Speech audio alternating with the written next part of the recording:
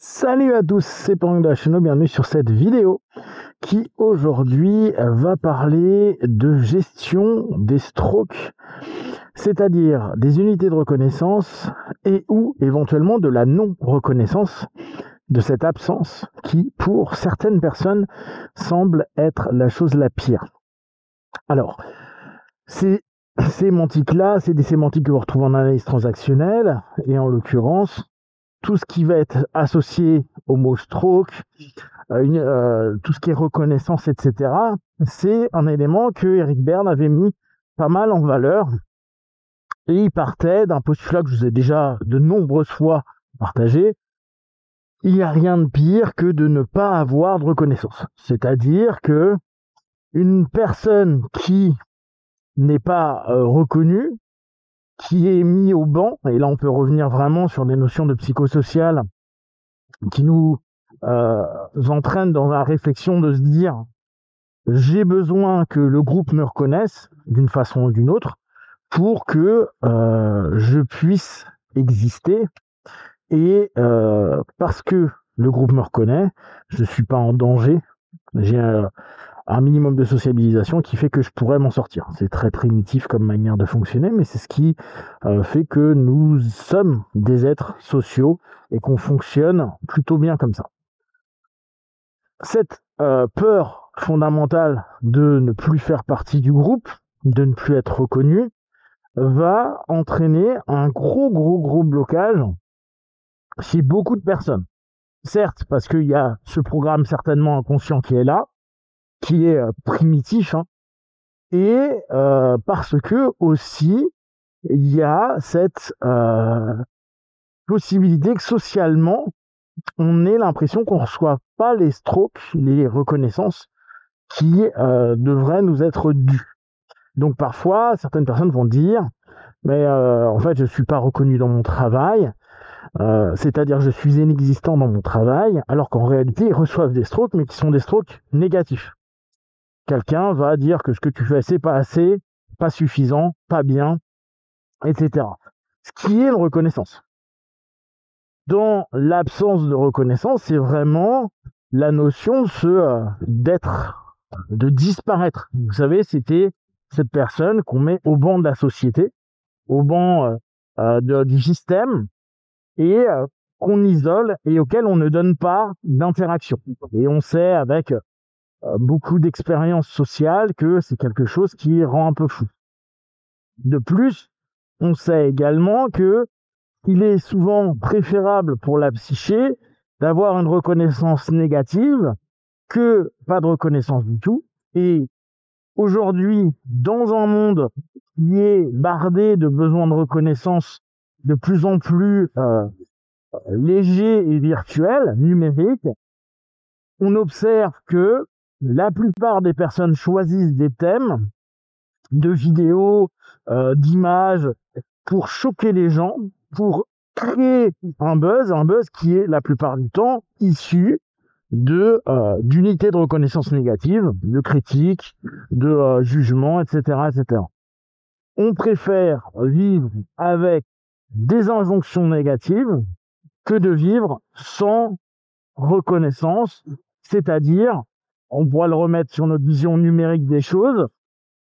Aujourd'hui, les jeunes vont préférer, paradoxalement, hein, être critiqués par du monde sur une photo qu'ils ont pu proposer, même si derrière ça va pas apporter du bon, hein, ça va apporter de la déprime, des formes de dépression, plutôt que de ne pas être reconnu du tout, c'est-à-dire qu'il n'y ait aucun like, aucune attention, comme s'il n'y avait pas d'existence.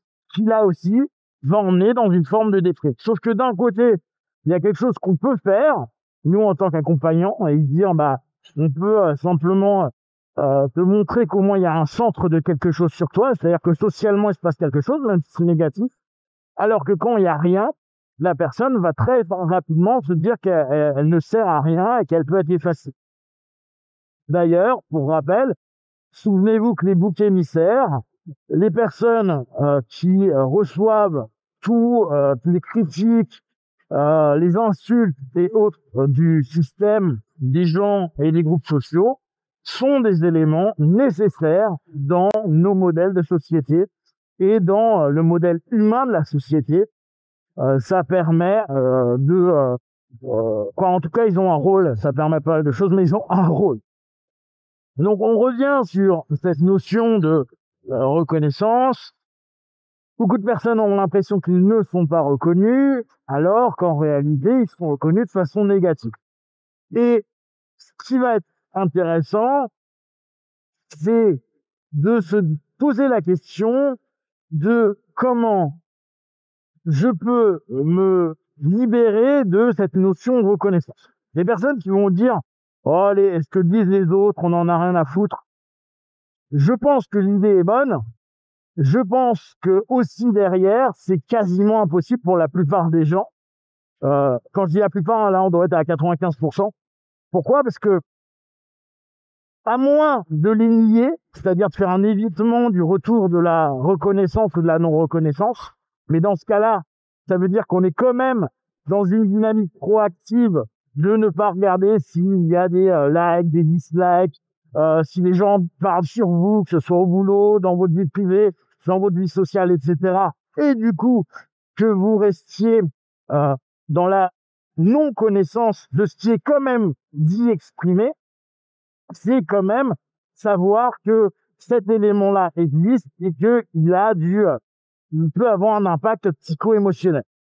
Le mieux, mais le plus complexe, serait de réussir à se dire, les gens fonctionnent comme ils fonctionnent, ils pensent de moi ce qu'ils pensent de moi, et j'accepte qu'ils pensent des choses même fausses, négatives, injustes, bref, tous les trucs qui sont travaillables intérieurement, mais qui demandent une sacrée maturité psycho-émotionnelle, où je pense que pour la grande majorité, on n'est pas terrible là-dessus.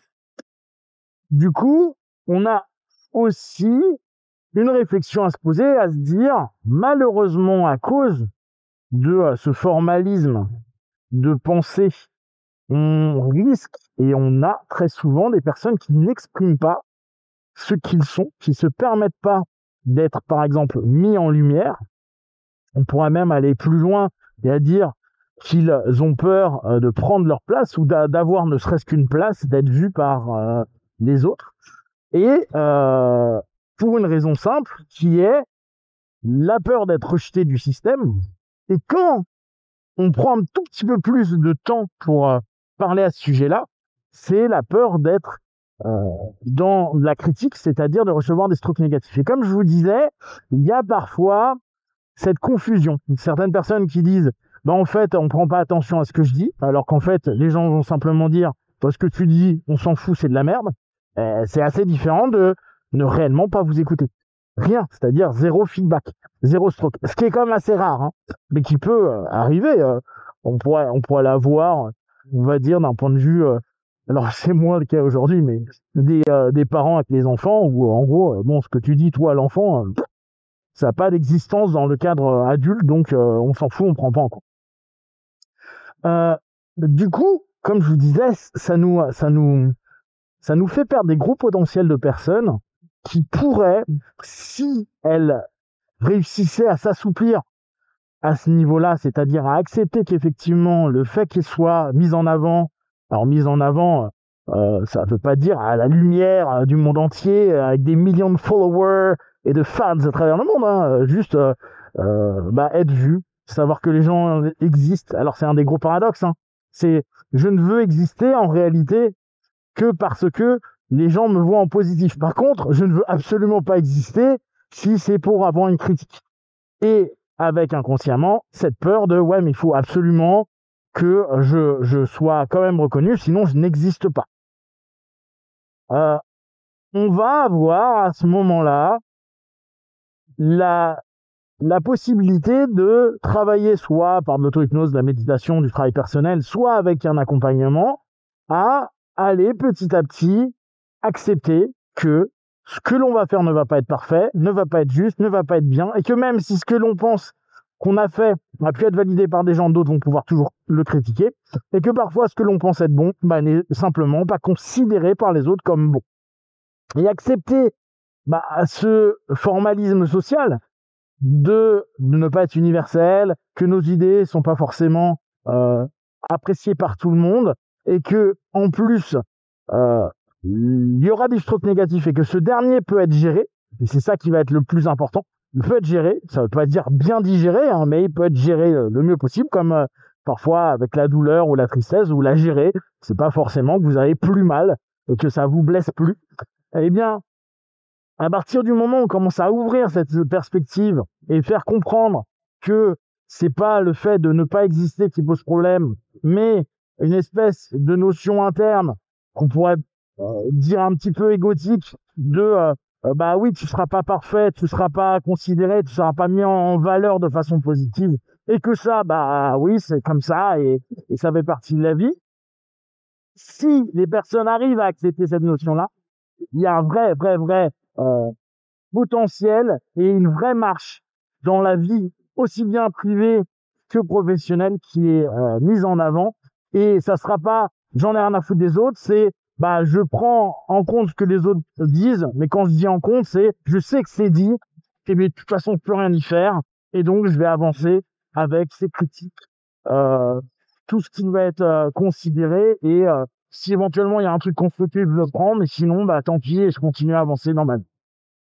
Si vous avez des questions, des remarques sur le sujet, n'hésitez pas. N'hésitez pas non plus à liker, partager, vous abonner. Et comme d'habitude, de tout ce que je propose, ne prenez que ce qui est bon et juste pour vous. Testez, observez, analysez et concluez. One, ciao.